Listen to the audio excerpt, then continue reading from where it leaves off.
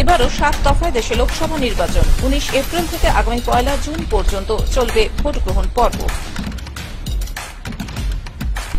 পঞ্চম দফার ভোট বনগাঁয়ে তৃণমূল কংগ্রেস প্রার্থী বিশ্বজিৎ দাস, বিজেপি প্রার্থী শান্তনু ঠাকুর এবং কংগ্রেস প্রার্থী শান্তনু বিশ্বাস।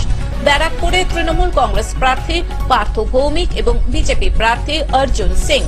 আরামবাগে তৃণমূল কংগ্রেস প্রার্থী মিতালি বাগ এবং বিজেপি প্রার্থী অরূপ কান্তি দিগার। হুগলিতে তৃণমূল কংগ্রেস প্রার্থী রচনা ব্যানার্জি, বিজেপি প্রার্থী লকেট চ্যাটার্জি এবং সিপিআইএম প্রার্থী মনোদীপ ঘোষ। হাওড়ায় তৃণমূল কংগ্রেস প্রার্থী প্রসূন ব্যানার্জি, বিজেপি প্রার্থী ডক্টর চক্রবর্তী এবং সিপিআইএম প্রার্থী সব্যসাচী চট্টোপাধ্যায়। শ্রীরামপুরে তৃণমূল কংগ্রেস প্রার্থী কল্যাণ ব্যানার্জি, বিজেপি প্রার্থী কবির শঙ্কর বসু এবং সিপিআইএম প্রার্থী দীপশিতা ধর।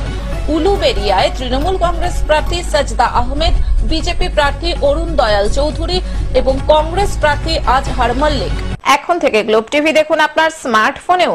গুগল প্লে স্টোর অথবা অ্যাপল স্টোর থেকে ডাউনলোড করুন গ্লোব টিভি লাইভ অ্যাপ। এছাড়াও জিও টিভি অ্যাপ থেকেও দেখুন গ্লোব টিভি লাইভ।